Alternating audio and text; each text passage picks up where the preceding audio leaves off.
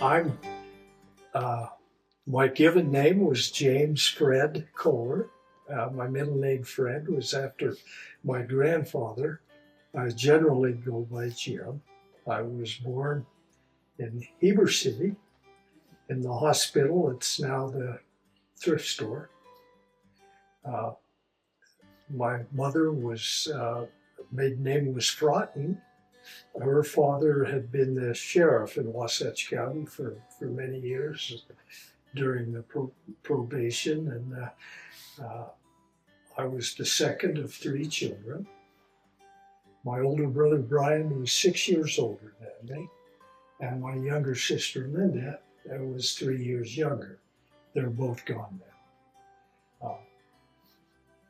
We grew up in a little house that's up just about a half a block west of the Stake Center on 2nd North. It's on the south side of the road, a little gray house, a little frame house my dad built. My dad was a building contractor, carpenter. He built that house in 1940. At the time, he was working on as a carpenter over at the mines in Park City at the Ontario mine, and they were tearing down some buildings, so there was material available from the tear down, and he brought that over and supplemented and used that to build the house. He and his wife had only been married 2 years. It was just a little house with 2 bedrooms, a living room, and a kitchen was basically all of it had. And it kind of grew as the family was added over the years. So I grew up in Midway. What you need to understand is that the Midway I grew up in was a lot different than Midway is today. I remember very well when you would come into town, out on the west side of town, or on the east side of town, excuse me, there on the corner of what is now River Road and Main Street. We used to call that Keeney's Corner. And there was the sign that said, "Welcome to Midway" there. And most of the time I was growing up, it said population 711. After the 1960 census, when I was a teenager, the sign was changed to read population 713. So there wasn't a lot of growth and stability during that time. I did look it up, and in the 1970 census, Midway had jumped up to a population of 803, which is pretty close to what it was in 1940. It was 801. So from the period from 1940 to 1970, the population of Midway didn't change at all. As a matter of fact, it went down.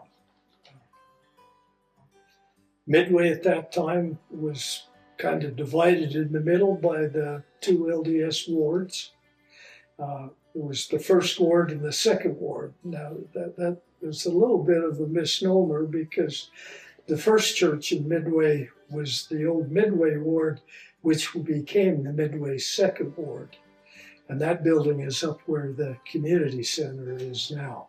And the old Pot Rock Church was remodeled to be the building that is now the community center. The first ward, which was formed later, was located on the just a block north of the filler up. So that would be second east and first north. And it was there on that corner. And it was also the old style Pot Rock church building with stained glass windows, a real beautiful building. And it was remodeled into a modern version similar to the one of the community center in about 1959, around that time. So I was born and raised in a family that had strong ties to Midway. Going back to the family history, if you want me to jump back that far, the Kohlers first came to Utah from Switzerland in 1899. So they were pioneers in that sense.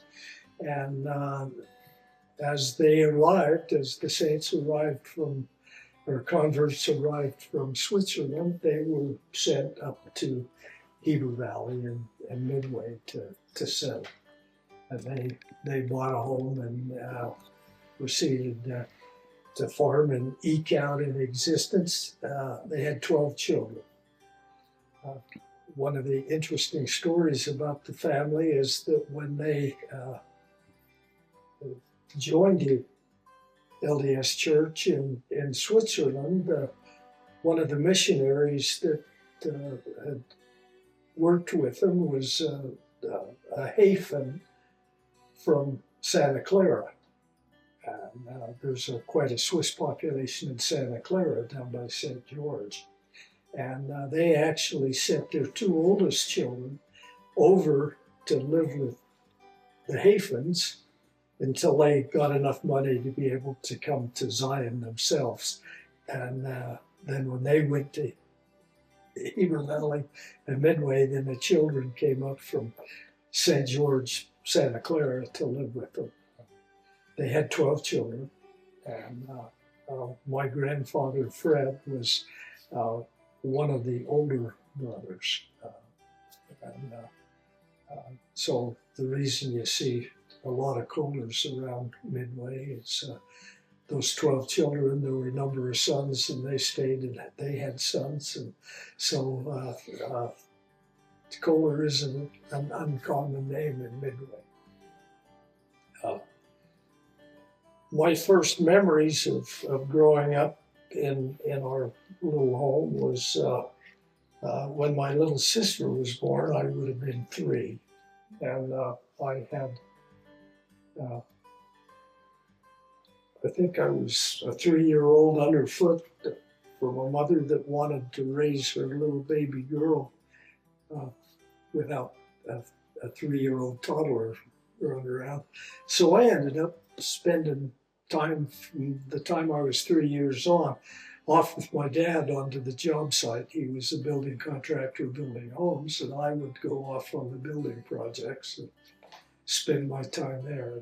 That made for a few stories along the way, but I remember being 3 or 4 when my dad was building the Charleston church house, and I remember very well being in that building and climbing up on the roof as a 4-year-old as he was putting the shingles down, and sneaking over to the Charleston school and going upstairs in the classrooms to see what was going on as I was hanging around the job site. So as a young lad, I got to spend a lot of time with my dad on the job sites while my little sister was growing up.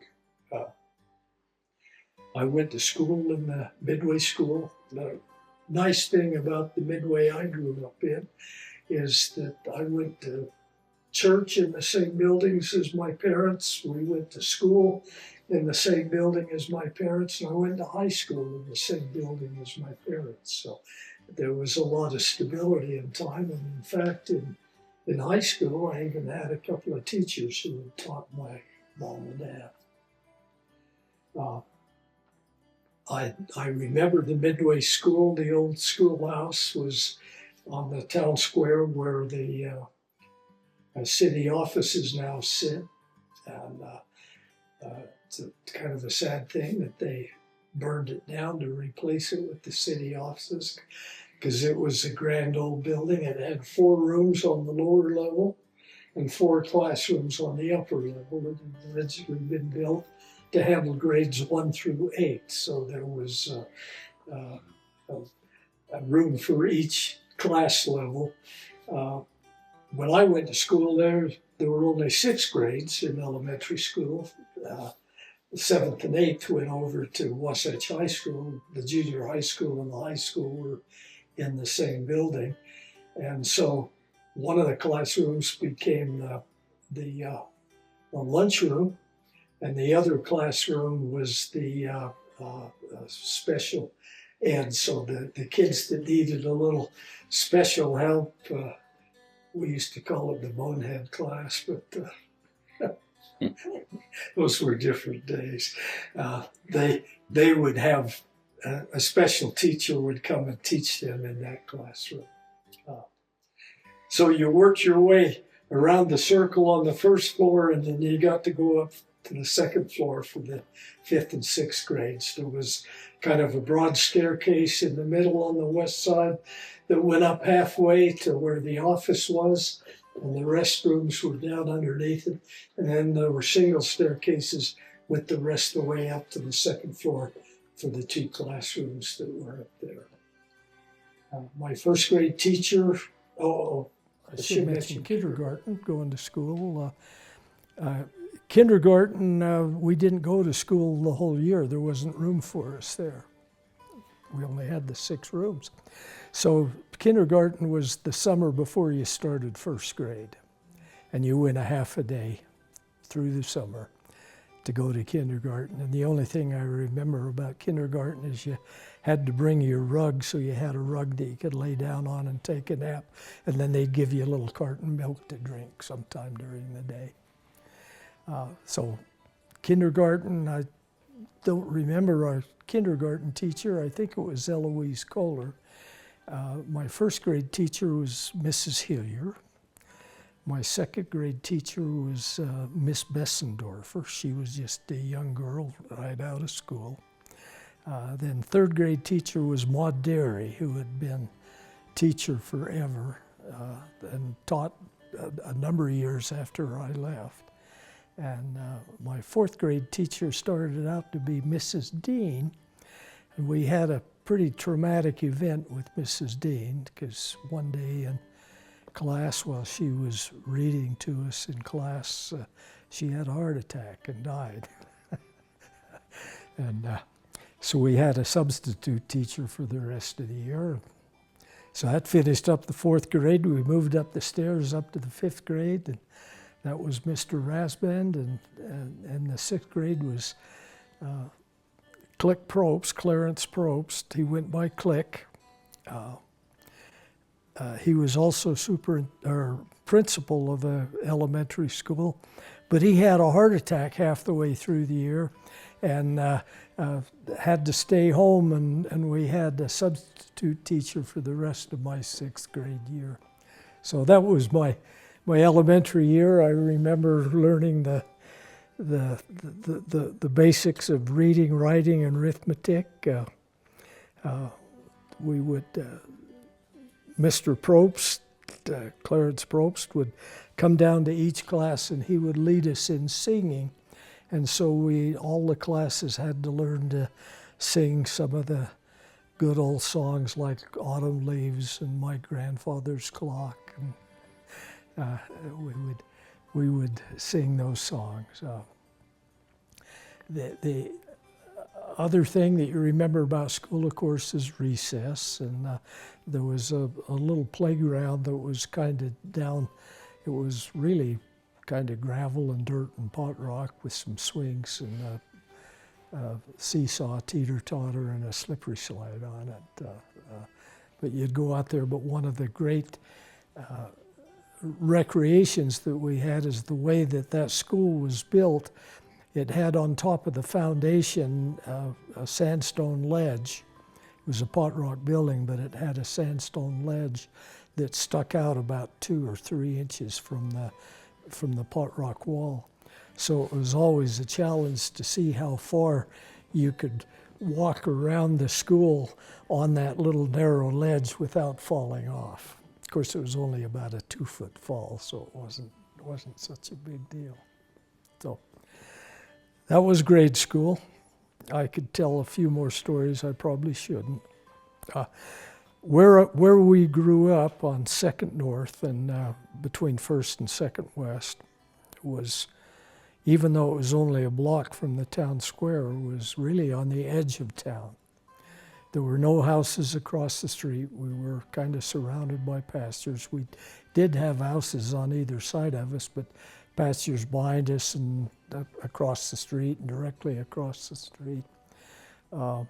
There was a house on the corner, and there was an old swimming pool that was right up behind there. A lot of people don't know that. They used to call it the Bueller Hot Pots. And there was a hot spring up on the top of the mound that they'd channeled down and then had built a little aqueduct or a sluice to take it over and drop it down into this pool. And they had one soaking tub and then a swimming pool, and it was an old wooden structure. If you know the houses that are up there now, there's a red brick house that Reed Kohler built, that you go up the little lane and the first house on your right is a red brick house. That's where that swimming pool was. And the mound was open wilderness for me to explore. No, the mound, the hill in the center of town that has the red barn on it. Has a little red barn on top of it. Well, next time you're up there, you drive up by there, look there. You don't see it as a mound now as much as it is, but it's an area. It's an elevated pot rock structure, and there's a number of those pot rock mounds on it. But we just called that area the mound, and it was wilderness to explore. That's probably where I got my interest in mining and geology, was partially from that, because in the 50s, when there was a big push for uranium, some of the local guys got it in their head that some of these pot rock hot spring mounds that you see around town might have uranium in them because of the hot water coming up. So they'd gone up and loaded some dynamite into the side of one of those tufa mounds or pot rock mounds, and had blown it out and had started an opening. So for an adventurer like myself and a couple of my friends, that became our mine. We would go up there and we would dig in there. We were going to find gold and all kinds of great stuff up there on that. But we had played lots of games, and I did many hikes up there, and more than once I'd take my Boy Scout mess kit and a slice of bacon and an egg, and go up and build me a little fire and cook me something to eat out there, living in the wilderness. There were 2 or 3 little ponds up there that you could go ice skating on. You don't have access to any of that now. It's all closed off by private homes. And the other thing that's changed up there is the Russian olives have come in, and back when I was a young lad, there were no trees at all. The mound was just kind of a bare pot rock wilderness. So, not sure what got me going down that road, but I'll head on another road. I'm still in elementary school. I guess I should mention one other thing about growing up. I never knew Midway without my dad being mayor, or at least most of the time I was growing up, because he was mayor of Midway from 52 to 66. So I was off on my mission and kind of away and out of being part of the Midway scene when he was no longer mayor. So along with the stability of the population, we basically had the same government through the whole time I was growing up. And both LDS wards, the bishops lasted about the same amount of time. So as a matter of fact, I went to the first ward, even though we lived technically in the second ward. And my bishop, one of the first things he did was interview me for my baptism, and the last thing he did was interview me for my mission. So he was pretty much my bishop all my growing up years. So it was a stable environment. My mom and dad didn't go to church all that much, but they made sure that we did. So every Tuesday you would make the hike from the school over to the church out there on 2nd East, and go to primary in the afternoons. That probably tempered my what I became significantly over what I might have become. One of the other things that I'll mention, and my wife will probably get mad at me for mentioning this, but because I went with my dad on the job site quite often, and my dad didn't necessarily feel it necessary to adhere to all of the things that the church was going for. So on a hot day, they'd stop at, you have to remember, Midway at that time had 2 churches, 2 grocery stores, and 2 pool halls. A lot of people don't quite understand that then, but you had Dow's Club on the one corner, and in the little complex that was the Coleman store, the Coleman grocery store, which had the theater at one end, and then it had his grocery store.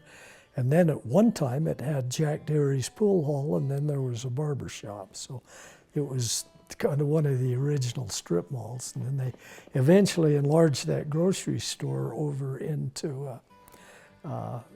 made a larger grocery store out of it. And then Pete Coleman, who ran the store, made the other part into an appliance store where he sold appliances from. So you might remember that, yeah. The Rio Theater, I remember that, great entertainment. That was 14 cents for a ticket.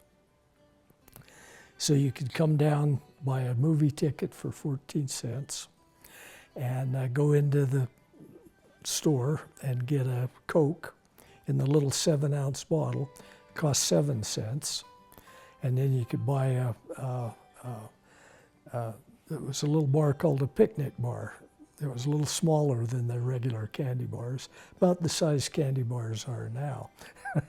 And it was 3 cents. So you could go down, go to the movie, have a Coke, have a candy bar, and have a penny left over from your quarter. So, where to? My first job. My first job, you have a question? Oh, I was just going to say, a little more of high school. Do you have any stories from high school times? What's that? High school times. Oh, high school times? Well, I had my first job long before high school. Okay. Yeah, my first job was when I was about the 4th grade. And Lee Ivers had what was at that time the Ivers Merc. It had been the Bonner Merc before that, and now it's the Mercantile Restaurant. But at the time, it was only the part on the east. It didn't include the part that's on the west that has the big windows in it. That wasn't part of the original. And he would, with an old mimeograph machine, make up flyers with these ads for the week. And then myself and one friend, Kenny Piper, our job, and he'd pay us a quarter to do that, was to go out and take these little flyers around to every house in Midway. So we'd split the town up and we'd go around to every house, including Stringtown, and deliver his little flyers. That was my first job. Aside from working for my dad, I worked for my dad from the time I was 5 or 6 on. I also, I'll shift into high school, but I'll talk about driving first, okay? Because driving came before high school when you grew up in the Midway I grew up in. So you started driving a tractor probably about 10, 11, or 12. And then about 12, we had an old flatbed pickup, and I would be called upon to drive supplies from one job site to another. So you learned to drive at quite an early age, even though you didn't get your license until you were 15 and a half. I'll come back to that. High school. So we graduated from the Midway Elementary School. One of the traditions they had at Midway Elementary School was that there would be one boy selected from each class that was finishing up. I don't think we called it graduating. You just got promoted, and now there were no room for you left in the old school building. You had to go to Heber. But one boy would be able to be allowed to go up into the belfry on the last day of school and ring the bell. It had a wheel on it. You could ring the bell and let the town know that school was out for the summer. And I got to do that my 6th grade year. That was after we'd committed a little mischief a couple of days before. They still let me do it. The other thing, I'll go into that. There were 2 resorts in Midway. It seemed to be like there were 2 of everything, if you didn't count the old Bueller hot pots. There was Snyder's, which became the Homestead, and Luke's. Now, the Homestead was kind of the classiest of the 2, but the kids all got their swimming lessons up at the Luke's hot pots. So you'd go up there, hop on your bike, and ride up to Luke's hot pots. And the swimming lessons were generally taught on the inside pool that was in the old building that collapsed here a few years ago. And the sides of that pool were so, it had so much mineral material that precipitated on it, and it was rough. It was really rough. And when you're up there having swimming lessons, you'd end up wanting to spend as long as you could hanging on to the sides and not having to get out and where you could sink below the water level. And so you generally come back there with bloody fingers from holding on to that rough limestone on the side of the pools. But I think most of the kids in Heber Valley learned to swim at the mountain spa. And you could go up to the Homestead to go swim, and they had a little nicer pool. They had the hot pool that had the water out of the crater, and then they had a much larger pool that had cold water in it. So they called it the hot pool and the cold pool. And the cold pool had the diving board and all the fun stuff. So when you were up there in the summer, you went to the cold pool. Just a little bit of trivia that probably nobody cares about, but there were kind of open dressing rooms at the mountain spa, but at the Homestead, you'd go there and you'd pay your 25 cents or 50 cents, whatever it was, to go swimming. And they'd give you a little nylon bag on a hanger that you could put your clothes in and then bring them back, and they'd check them for you. So you could, when you come back out of the pool, you could get your clothes. So you didn't have to leave them where someone could get into them. Not that I know whether that was a problem up at the mountain spa or not. So I finished elementary school, moved on into junior high school. At that time, the junior high, 7th, 8th, and 9th grades was in the same building as the high school, 10th, 11th, and 12th grades. So, you know, the only difference was you were a bit little, and the bigger kids may have picked on you, but you walked the same halls, and you even had some of the same teachers. Some of the teachers taught both junior high and the senior high classes. So if you went to math class from Ray Nelson as a 7th grader, and you went to him as a 9th grader or a 10th grader, it was the same teacher. Some of the teachers only taught senior high, but most of them kind of did dual duty. I don't know if when you interviewed Dennis Clegg, because he taught 9th grade geography and 10th grade world history, or 10th or 11th grade world history. So 9th grade would have technically been junior high. In high school, I was 6 years behind my brother, so he had gone before me, and so I came after him, and I just had to live in his shadow. I didn't have him to worry about. He had been an honor roll overachiever and had gotten scholarships and student body president, everything. So I had a big ticket to hold up, but I did okay in high school. participated in just about everything. I was in band, I was in speech, I was in the school plays, I was in debate, legislative forum, extemporaneous speaking. I was in sports, I played football and wrestled. And in student government, I was junior class president. And so I had a full high school period, and I managed to keep my grades high enough that I managed to be an honor student. They shifted their grading system from a strict ABC to they would grade you on scholarship, effort, and citizenship. And they would grade it 4 to 0. Okay. So if you're top notch, you were 4. If you were, so I would usually get a 4 in scholarship, but I would get maybe a 2 or a 3 on effort, because I played more than worked, much to my chagrin. I paid the price when I went to the university, but so went to school, worked a number of jobs while I was in school. In addition to working construction for my dad, I worked a little bit of time up at the homestead. I worked for a small amount of time at Safeways in the grocery store, the Safeways in Heber. And that was when, you know, sometimes you don't get along with your dad and he tells you can't hold a job anywhere else, so you go hold a job somewhere else till he says, yeah, I need you back. It was in high school, actually in my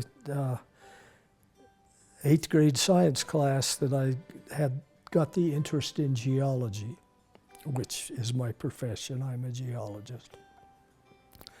And my dad used to take me fishing with him on the Provo River, and sometimes he'd let me carry a pole, generally not.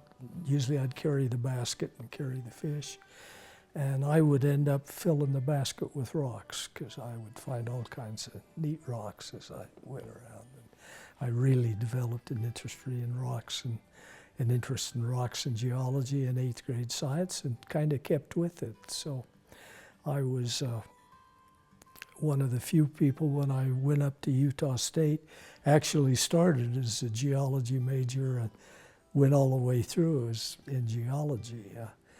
A lot of the guys I knew in geology started out, they wanted to be engineers, civil engineers or something, but they couldn't handle the math and ended up coming back to geology. Geologists don't use much math. I mentioned going fishing with Dad, and I'll mention one other thing about growing up in Midway. In addition to having 2 of everything else, there were 2 places you could get milkshakes. In where Dow's Club was, where the Outdoor Adventure Center is now, that was split in 3 parts. And there was Dow's Club. On the north was the pool hall. Dow Service in the center had a little gas station with the gas pumps, and then Dow's Cafe on the south end, where you could go get a hamburger or a milkshake. And then a little bit later on, they built the Temp Freeze where Lola's is. And that was kind of the community gathering place. So after my dad and I would go fishing down on the river, we would come up and either go to Dow's or Winona's, that was who really ran the cafe, and or the Temp Freeze, and have a milkshake before we went home after the fishing trip. So that's a little memory. We mentioned the Temp Freeze. I don't remember when it was built, but it was probably in the mid-50s when it was originally built. And I think George Raymond was the first proprietor, and then Bob Welch ran it for a couple of years, and it just ran during the summer. They just opened during the summer. And then Dean and Irene Luke came in and ran it. And they ran it up until it kind of stopped being the Timfries. Gary Coleman ran it for a couple of years, still as the Timfries, but it was the Tiger, for Tiger burgers and fries, you had to come to Dean and Irene. Yeah. So that corner, when you were growing up, was the Timfries, what gas station there? Is that? Well, there was on the Timfries, there were Lola's is, and then there was, you go back through time, it was, at first it was Dow's, and it had the three sections, the club, the pool hall, the service station, and the cafe. And then the Brunson brothers took it over, and it became the Alpine Club, and they stopped running the gas station and the cafe, and kind of the whole building became the Alpine Club. And then it became the Fraternal Order of the Eagles, or the Eagles Club. Kitty corner from that, there used to be a gas station. And it was, for a while, it was a Beeline gas station. If you remember Beeline Gas in Utah. And I think that was run by one of the Luke boys. I think it might have been Faye or Ray. They were twins. I'm not sure. And then Al Zufelt had the other service station down that became the Filler Up. And I'll mention that later when I get talking about my jobs, because I worked there for a while. We had an active community with sports for the young people, especially the boys. No Title IX then. But there was Little League baseball, Little League basketball. We even had Little League boxing there for a while in the town hall, where we'd get a bunch of little kids together and put boxing gloves on and let us pound on each other. I don't remember that they ever taught us any boxing skills. I just remember wearing gloves and pounding on each other. On the baseball teams, I was on Little League. I was on a team called the Timps. That was the Midway team. Although Midway kids played on all of the teams that were in the league. And we played on all of the ball diamonds. So we played some of our games in Midway, some in Charleston, some in Heber. So you'd travel around the circuit and play the games. The kind of the fun thing about the games back in those days is when the parents would come to watch, I don't recall that we had bleachers. They may have had later on, but people would pull their cars up behind the backstop. So if you made a good play or got a good hit, everyone would honk their horns. They'd honk their horns to cheer for you. So you knew when things were going good when you hear the horns honking. Both the other fields outfitted their fields with dugouts. The Midway boosters decided it'd be nice to have a dugout for our boys, but Midway being Midway with the pot rock right under the ground, they couldn't dig down to put a dugout below ground to go into. So the Midway dugouts were built above ground, kind of like an extended outhouse. Just a little shed that you could sit in. The only difference was there were no holes in the seats. So just had a bench along the side. We used to play Little League basketball in the town hall, and we'd roam around the valley to different places to play that basketball. I even remember going to games in Colville and Camas when we played the Little League basketball circuit.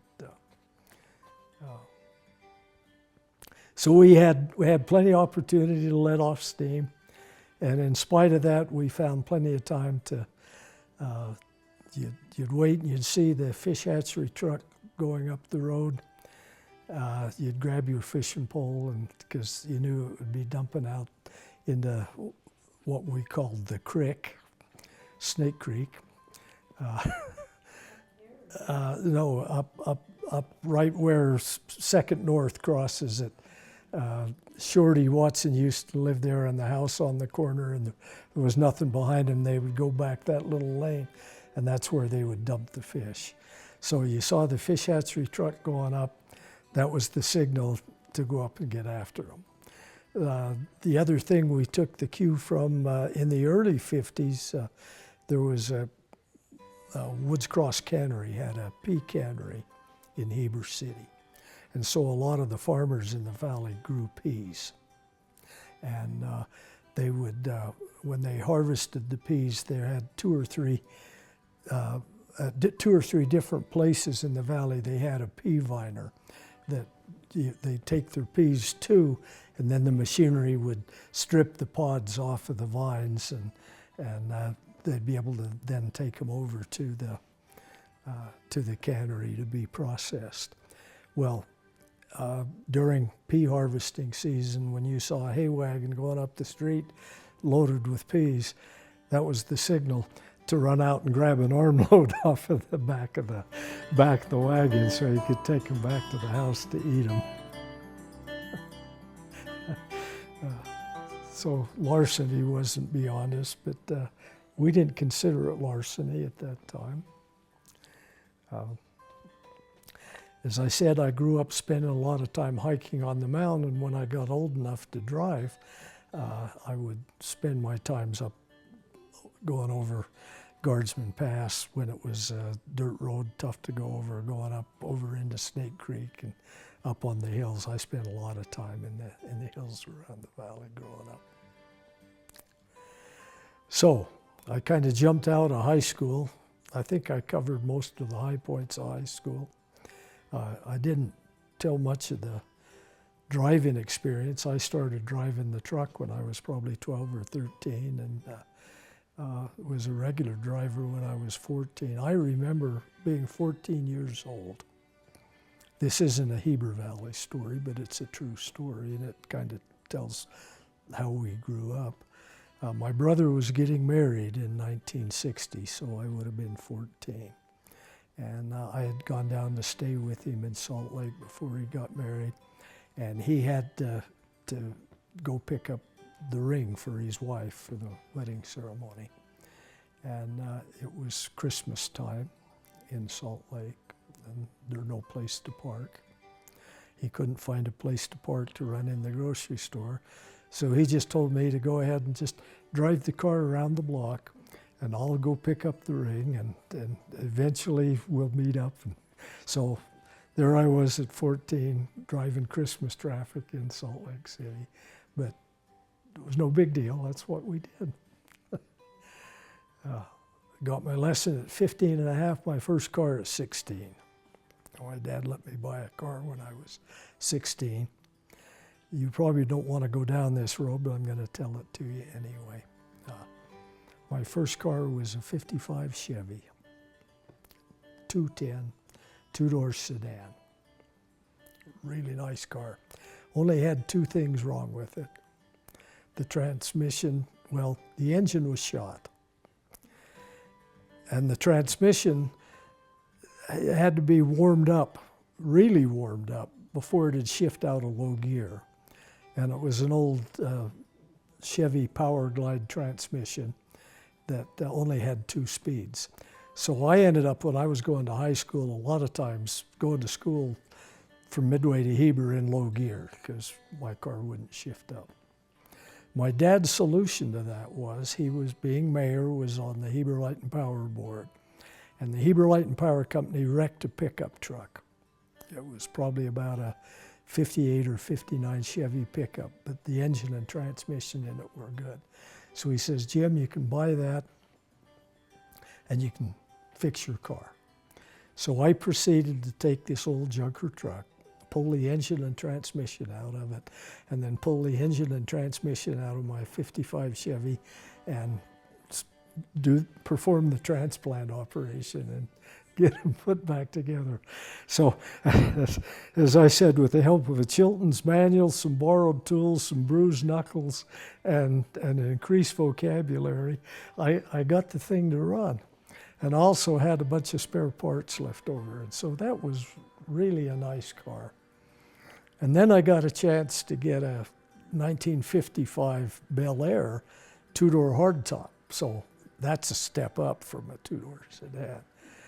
And it had a shot engine. So I bought it.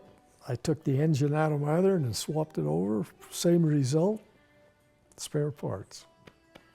So I became kind of a shade tree mechanic, but I wouldn't dare touch a car today. But I can take any 55 Chevy apart in a heartbeat.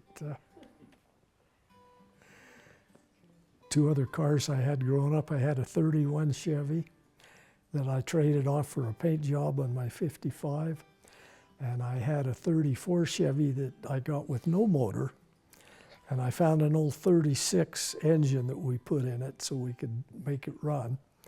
And the only problem was the motor mounts didn't match up. So the engine wasn't fastened in. So when you let out on the clutch, the torque would kind of make the engine flop over to the side when you went to start out. But we had fun with that old. I think I traded him for a paint job on my other 55. So that was my sojourn into automobile. You want to know about how I got into geology? I talked about that a little bit. I went to school at Utah State, majoring in geology, and started out there. I went there 2 years, and then I decided maybe I needed to take my life in a different direction, and decided to go on an LDS mission, and went on a mission to Germany. My sister was excited about that because she was finally going to get a car, but she found out that because it was a one-man car, the way I'd build it and rebuild it and rebuild it, that she ended up not having a car, and Dad had to sell it, and she went through life without a car. And that's kind of where I finished my sojourn in Midway. Once I graduated from high school, went on a mission, came back and finished college, got married. I was off living in other places, but Midway was always a place to come back to. My mom and dad stayed here pretty much all the time. My dad, I mentioned, was mayor. He became the superintendent of the state park when it first opened. And so he gave up on his contracting business and became superintendent of the state park. And even though he took a later job with state parks as chief of operations in Salt Lake, for many years he still stayed here in Midway and commuted. And then they finally moved down to Salt Lake for about 1 year before he moved back. So his roots were very deep in Midway. But when it came time for us to retire, we retired to Midway and have been here since 2009. Can you tell us, what about your wife? Where did you meet her? Okay, my wife Shirley is, actually she's a St. George girl. I could give you the long story. It probably doesn't belong on tape. Yeah. Her sister, also from St. George, of course, married a Heber boy. And the year she graduated from high school, 1968, she had come up to live with them in the summer. And that was when I was coming home from Germany. And she had actually lived, they had rented a house. They're one of the old Bonner homes right across the street from the Mercantile, the one on the north side of the road. They were living in that home. And so she was going to my ward. And they took on a project to write the missionaries, and she chose me and wrote me, and I got the letter about 2 weeks before I came home. And when I came home, they'd moved it back to Heber. But I looked her up, and we dated. And we dated once. She went back to St. George. I went to Logan. She went to school at Dixie. I finished school at Logan. And then after I graduated, I was joining the Navy. I had some time to kill. And I thought, well, I'll come back and maybe I'll just go back up to school. And she had come up to Utah State from St. George, and we ran into each other on campus and hit it off. And on our second date, got engaged. And that's that. That's the short version. Midway is a unique area because of the hot spring deposits, the tufa, what we natives call pot rock. I noticed with some degree of satisfaction that the developer south of the Memorial Hill there is having a lot of fun dealing with what was down about 6 inches below the surface as they're trying to put that development in. But Midway is underlain by pot rock. I got to see the geology of Midway up close and personal when I got back from my mission, because they were putting the sewer line in Midway at that time. Midway was becoming modernized. So in 68, they were putting the sewer line in Midway, and I worked for the construction company putting that line in. And the company didn't make a lot of money because it was not easy digging sewer trenches in Midway. And what they had to do through most of the town was, before they even started trying to dig the trench, they'd go down with a wagon drill and drill it out, load it with dynamite, shoot it, and then they'd come in with the excavators, dig out what they could, and then we'd usually have to come in with a jackhammer and powder to clean up the bottom of the hole so they could get down to grade. Water lines you can put in, they can go up and down and around. Sewer lines have to be at grade, and they learned a lot about the geology of Midway putting that sewer system in, including, you hear all kinds of rumors and stories about, or even legends about the big caverns underneath the ground under Midway. Well, some of those do exist. We hit into a couple of them putting the sewer line in. We also hit into a couple of places where it was like pulling the dam out of an irrigation ditch, and just the water would come rushing out. It takes a long time to get the pumps to get it settled down and get enough gravel in the trench to be able to lay the pipe. But geology is unique to Midway. There have been some different ideas about what causes the hot springs here. We still have the hot springs. They're kind of dissipating over the years. The water levels used to be much higher in them. You take the hot pots up by the road. There's one there by the road used to flow out, even in my memory. The one that's just right by the Zermatt there, right next to the road that they have the chain link fence over. And it's interesting to note that sometimes the water stands at a different hydrostatic head. So you look at the height of the water table in that one crater by the street, and then you go up to the north at the one that stands up higher, the water level's higher up in that. How can that be if they're connected to the same plumbing system? So it's a complicated plumbing system under Midway. In addition to the hot pots, and you've got a lot of the hot pots that were the open structures that had water in them. Most of those have dried up now, but you also had a number of solid mounds.